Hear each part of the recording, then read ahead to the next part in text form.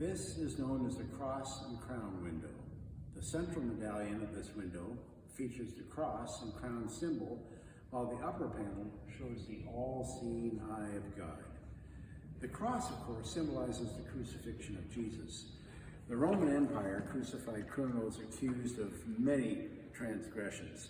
Such an execution occurred in public and lasted anywhere from several hours to several days and exposed its victims to horrible suffering.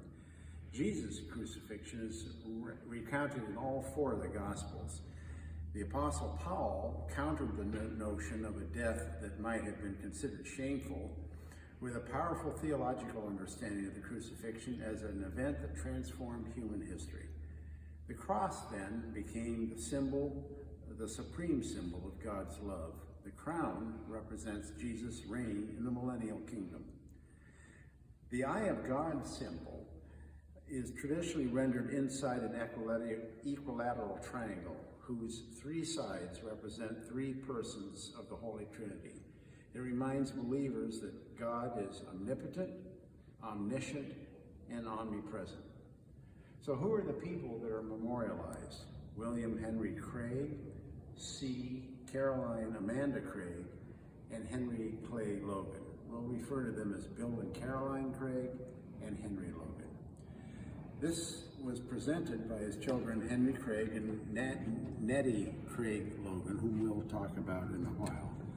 Bill Craig was born in 1821 and died in 1883, and he descended from Scottish immigrants. He taught at and later was principal of the Georgetown Public School, which was located in the former home of Dumbarton at Montgomery Street Methodist Episcopal Church. The congregation sold that church to the Corporation of Georgetown in 1849 when they moved to the church here, the new church at Dumbarton Avenue. Apparently, Craig was a well-connected Republican. Alexander Boss Shepard, the Reconstruction Area Washington City Council president and leader of the Board of Public Works, unsuccessfully recommended him to President Andrew Johnson for the position of Collector of Customs for the Port of Georgetown. Shepard's letter called Craig an ardent friend of General Ulysses S. Grant and Colonel Norton Chipman. Evidently that was true because when Grant became president, he appointed Craig a sanitary inspector for the District of Columbia. Bill Craig served on the church's missions, Sunday school, and tract committees. According to family tradition, there was a tavern on the corner of Dumbarton and Wisconsin that catered to sailors and canal workers. It's still a eating establishment. It's a pizza parlor today. You can go there. Its rowdiness evidently disturbed the church services, and reportedly one Sunday morning, Bill Craig became so fed up that he led a group of men from Dumbarton to the tavern where apparently they actually roughed up some sailors, but more important, marched them into the church, sat them down in the pews, and forced them to listen to the sermon.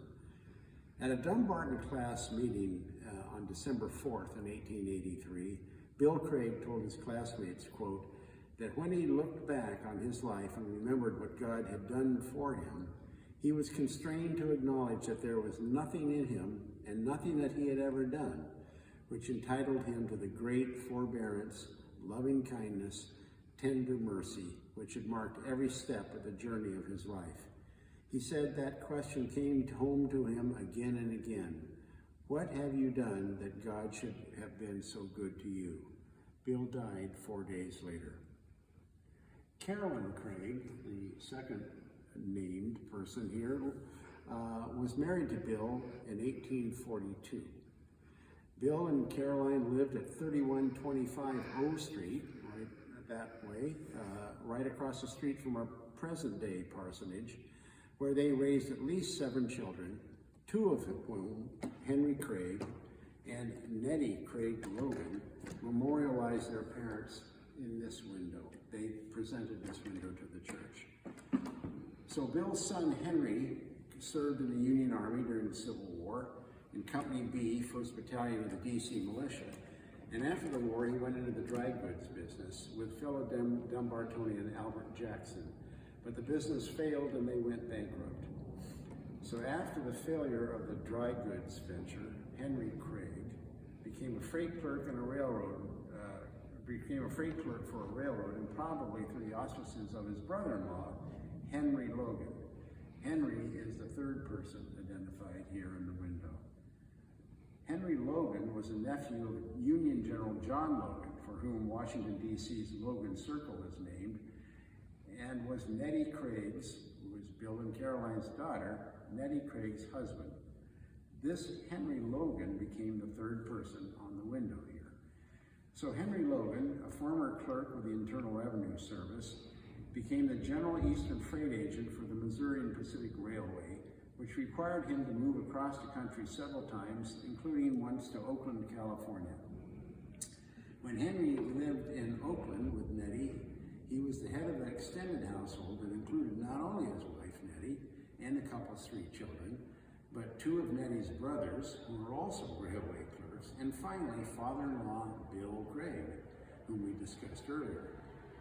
It's interesting that when they were living together in Oakland, Bill, the father-in-law, was noted as a dealer in sand in the census, but shortly after the 1870 census, Bill returned here to Georgetown and his church family, and that is when he got his appointment from President Grant to be a D.C. sanitary inspector. So that is a story of the window and the people behind the cross and crown.